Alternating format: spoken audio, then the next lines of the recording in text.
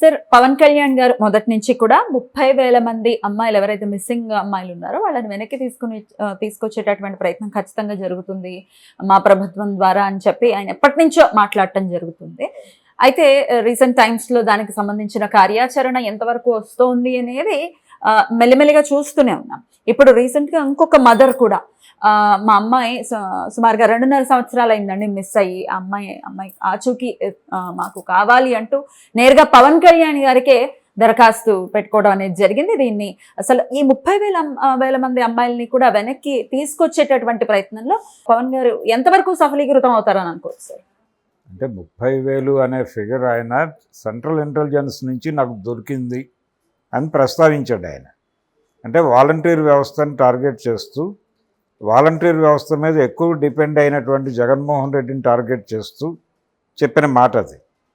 ఆ సందర్భంగా ఆయన వాలంటీర్ల ద్వారా డేటా బయటకు వెళ్ళిపోతుంది, ఏ ఇంట్లో ఎంతమంది అమ్మాయిలు ఉన్నారు, ఎంతమంది అబ్బాయిలు ఉన్నారు, ఏ ఏజ్ గ్రూప్ వాళ్ళు ఉన్నారు, ఈ ఇన్ఫర్మేషన్ అంతా కూడా వాలంటీర్ల ద్వారా తెలుసుకుని ఈ హ్యూమన్ ట్రాఫికింగ్ ప్రోగ్రామ్ జరుగుతోంది మరి ఇందులో నిజాలు అని ఆయన ప్రస్తావించాడు. ఆ రోజున నిజానికి వాలంటీర్లు పవన్ కళ్యాణ్కి వ్యతిరేకంగా పెద్ద ఎత్తున ర్యాలీలు చేశారు, ఆయన ఫోటోలు చింపారు, అలాగే కాలు కింద వేసి తొక్కారు, ఇవన్నీ జరిగినాయి. ఇవన్నీ చూసాం మనం. సార్ వాలంటీర్ వ్యవస్థ మీద ఆయన చేసినటువంటి వ్యాఖ్యల్లో నిజాలు ఉన్నాయా?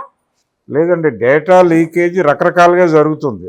ఆధార్ డేటానే 3 సార్లు అమ్ముకున్నారు, దాని మీద దర్యాప్తు జరపాలి అనేటువంటి ఒక ఎపిసోడ్ ఉంది మన దగ్గర. ఈ ప్రాసెస్లోనే డేటా అనేది రకరకాలుగా బయటకు పెడుతుంది. అది కేవలం వాలంటీర్ల ద్వారా పెడుతుంది అనేది కేవలం అపోహ. పొలిటికల్గా ఒక దాడి చేయడానికి వాడుకున్నాడు ఆయన అంతవరకే. అయితే ఈ మధ్య ఆయన ప్రజావాణి అని ఒక కార్యక్రమం నిర్వహిస్తున్నాడు. పార్టీ ఆఫీస్లో ఎవరైనా వచ్చి చెప్పుకోవచ్చు తను పార్టీ ఆఫీస్లో ఉన్నప్పుడు అని. రెగ్యులర్గా జనాల్ని కలిసేటువంటి కార్యక్రమం ఇది. కూడా జగన్మోహన్ రెడ్డి గారి ఆచరణ నుంచి నేర్చుకున్నటువంటి గుణపాఠంలో భాగమే. ఆయన జనాలని పూర్తిగా నెగ్లెక్ట్ చేశాడు, పట్టించుకోలేదు, వాళ్ళకి యాక్సెస్ ఇవ్వలేదు. కాబట్టి ఆ ఫలితం వచ్చింది ఆయనకి. మనం అలా ఉండకూడదు అనే ఉద్దేశంలో భాగంగా ఆయన ఆ ప్రజావాణి మొదలుపెట్టాడు. ఈ ప్రజావాణిలో భాగంగా ఒక ఆవిడ విజయవాడకు చెందినటువంటి ఒక మదర్ వచ్చి చెప్పారు ఆయనకి మా అమ్మాయి కనిపించడం లేదు అని చెప్పినప్పుడు ఆయన దాన్ని పోలీసు వాళ్ళతో చెప్పి పరిశూ చేశాడు. చేసి చివరికి ఆ అమ్మాయి ఎక్కడో కాశ్మీర్ దగ్గరలో ఉందనేది ట్రేస్ చేయగలిగారు.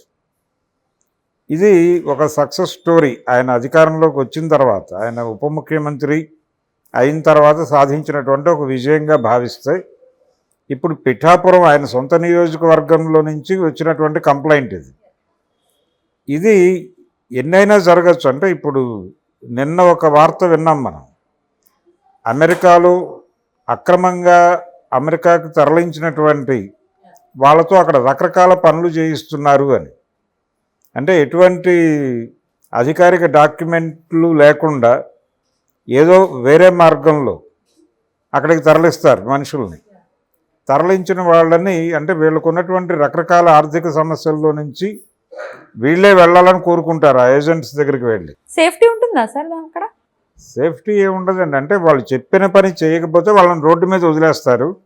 రోడ్డు మీద వదిలేసిన మరుక్షణం వాళ్ళ డాక్యుమెంట్స్ వెరిఫికేషన్కి పిలుస్తారు.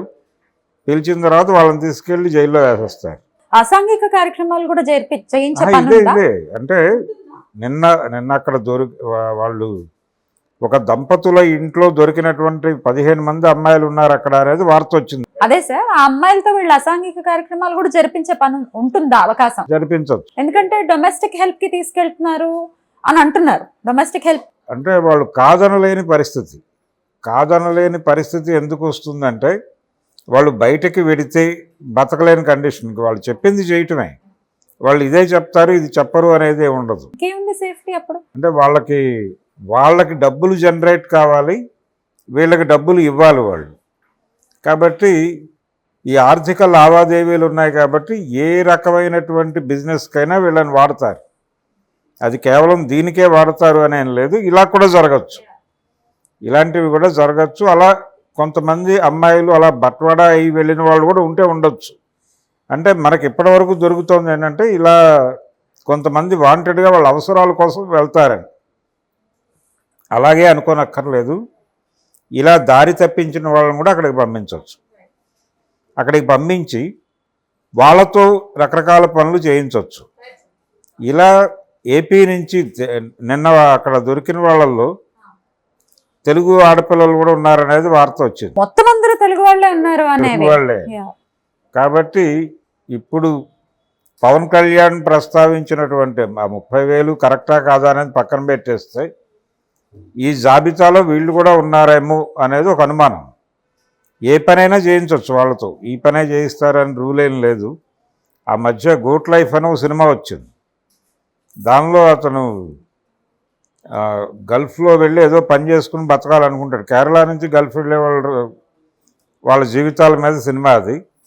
అతను ఒక దీనిలో ఇరుక్కుంటాడు, ఒక ఏజెంట్ దీనిలో ఇరుక్కుని అతని చేత చాలా దుర్మార్గమైనటువంటి చాకరీ చేయించుకుంటారు. అతి కష్టం మీద అక్కడి నుంచి బయటపడతాడు అతను. ఇలాంటి సినిమాలు చూసాం. అలాగే దొంగ సర్టిఫికెట్లతో ఈ అధికారిక మార్గంలో కాకుండా వేరే మార్గంలో దేశం నుంచి తరలించి విదేశాల్లో వాళ్ళ చేత ఊడిగం చేయించడం మీద కూడా మనం వెండితెర మీద సినిమాలు వచ్చేసినాయి. ఇదే కండిషన్ ఇప్పుడు జరుగుతోంది. ఇలా దేశీయంగా రకరకాల పనులలో వాడచ్చు. ఇలా వెళ్ళిపోయినటువంటి ఇళ్లలో కనిపించకుండా వెళ్ళిపోయినటువంటి అమ్మాయిల్ని దేశీయంగానే వాడుతున్నారా, విదేశాలకు తరలించి కూడా వాడుతున్నారా అనేది ప్రశ్న. ఇప్పుడు వీటన్నిటిని లింక్ చేసి ఒక పరిశోధన జరపాల్సినటువంటి అవసరం అయితే ఉంది. పవన్ కళ్యాణ్ ప్రస్తావించిన వాళ్ళల్లో వాళ్ళు కూడా ఉండుండొచ్చు. నిన్న ట్రేస్ అయినటువంటి విదేశాల్లో ట్రేస్ అయినటువంటి వాళ్ళు కూడా ఉండుండొచ్చు అమెరికాలో. ఇలా ఇప్పుడు ఆ పిఠాపురం నుంచి వచ్చినటువంటి విజ్ఞాపన ఆయన తిరిగి పరిశీలి చేస్తాడు. దాన్ని పోలీసులతో మాట్లాడి ఆ అమ్మాయి ఎక్కడుందో ట్రేస్ చేసేటువంటి ప్రయత్నం జరుగుతుంది. పవన్ కళ్యాణ్ చాలా అంటే తన ఆర్గ్యుమెంటుని అదేదో గాలి మాట కాదు అనేది జస్టిఫై చేసుకోవడానికి తన వంతు కృషి తాను చేస్తున్నాడు. ఇంకా వైఎస్ఆర్సీపీ వాళ్ళు ఎంటర్ కాలేదు ఈ ఎపిసోడ్లోకి. ఆయన మాత్రం సిన్సియర్గా ప్రయత్నం అయితే చేస్తున్నాడు. విజయవాడ కేసు అలాగే ప్రయత్నం చేశాడు, అది వర్కౌట్ అయింది. ఇప్పుడు ఈ పిఠాపురం కేసు కూడా అలాగే చేస్తాడు డెఫినెట్గా. దానికి సంబంధించిన సమాచారం రావడానికి టైం పడుతుంది. అమెరికాలో ఈ చేసేటటువంటి పనులు ఎవరైతే ఉన్నారో, అంటే ఇలా అమ్మాయిలను తీసుకెళ్ళటం, ఇట్లా రకరకాలుగా వినియోగించడం, లేకపోతే అమ్మాయిలను ఒకవేళ రోడ్డు మీద వదిలేస్తే ఆ విక్టిమ్స్కి అలాగే కల్ప్రిట్స్కి ఎట్లాంటి శిక్షలు పడతాయి అనుకోవచ్చు సార్? అంటే ముందు ప్రభుత్వం పట్టించుకోవాలి వీళ్ళని. అంటే అక్కడ వదిలేస్తే వాళ్ళు జైలుకి వెళ్తే ఎలాగూ ఎంబసీకి వెళ్తాయి ఈ వివరాలు. అక్కడి నుంచి ఇక్కడికి తెలుస్తాయి. వీళ్ళు స్పందించి మా వాళ్ళే అని చెప్పి ఏదో పద్ధతిలో వెనక్కి తెచ్చుకునే అవకాశం ఉంటుంది. కానీ కొంత హెరాస్మెంట్కి గురవుతారు వీళ్ళు. అక్కడ జైల్లో ఉండాల్సి వస్తుంది. ఆ జీవితము, ఆ గందరగోళము, వీళ్ళు అనుకుని వెళ్ళింది వేరు, ఏదో అనుకుంటే ఇంకేదో అయ్యి ఎక్కడో ఇరుక్కున్నాం అనేటువంటి ఒక డిప్రెసివ్ మూడ్లోకి వెళ్ళిపోతారు. అయితే కఠినంగా ఉంటాయి శిక్షలు అనేది వింటూ ఉంటాం కదా సార్ అక్కడ. అంటే వీళ్ళకి శిక్షలు ఉండవండి, వీళ్ళకి శిక్షలే ఉంది, అదే శిక్ష వాళ్ళకి. జైల్లో ఉండడమే అది చాలు. వచ్చిన తర్వాత ఎలాగో వీళ్ళకి అప్పచెప్తారు బంధువులకి. కానీ ఈ క్రైమ్ చేసిన వాళ్ళలో ఎంతమందికి శిక్షలు పడతాయి అనేది చూడాలి. అందరికీ శిక్షలు పడతాయని లేదు, తప్పించుకునే వాళ్ళు చాలామంది ఉంటారు. పడిన శిక్షలు కఠినంగానే ఉంటాయి. అదే అమెరికన్ దీని ప్రకారం ఉంటుంది. అక్కడ ఉన్నటువంటి చట్టాల ప్రకారం ఈ శిక్షలు ఉంటాయి. Right sir. ఈ వెస్ట్రన్ కంట్రీలో ఇప్పుడు అమెరికా కాబట్టి ఇట్లా వచ్చిందా, ఇట్లా అరబిక్ కంట్రీస్లో కనుక వెళ్తే వాళ్ళ దగ్గర అయితే మరి అసలు కనుక్కుంటారా సార్ ఇట్లా వచ్చారు వీళ్ళు, లేకపోతే శిక్షలు ఉండటం ఇట్లాంటివి ఏమైనా ఉంటాయా? వాళ్ళు చంపేయచ్చు కూడా, ఎక్కడైనా చంపచ్చు. అమెరికా అయినా ఎక్కడైనా మరీ ఇబ్బందికరంగా ఉంటే అసలు ఆనవాలు లేకుండా చేసేటువంటి పద్ధతి కూడా ఉంది వీళ్ళ దగ్గర. ఎక్కడో తప్పించుకుని ఎవడో బయటపడుతూ ఉంటారు. అంటే దేనికి గ్యారంటీ లేదు. అంటే మనిషి సరుకుగా మారిపోయినటువంటి ఒక వాతావరణం, అది సరుకుగా మాత్రమే చూస్తారు వాళ్ళు. ఇక్కడ మానవీయత, మానవ విలువలు ఇలాంటివి ఏమీ ఉండవు. ఈ సరుకు సేలబుల్లా కాదా, సేలబుల్ కాకపోతే డిస్మాంటిల్ చేసేయండి అన్న ధోరణిలోనే వ్యవహరిస్తారు. ఇంకా ఏ కంట్రీస్ కి వెళ్తుంది అనుకోవచ్చు ఇట్లా హ్యూమన్ ట్రాఫికింగ్? ఎక్కడైనా జరగచ్చు, ఎక్కడికైనా జరగచ్చు. అంటే రకరకాల ప్రాంతాల్లో దీనికి సంబంధించినటువంటి ఏజెంట్లు ఉంటారు. ఎక్కడ జరగచ్చు అని అనుకోవచ్చు?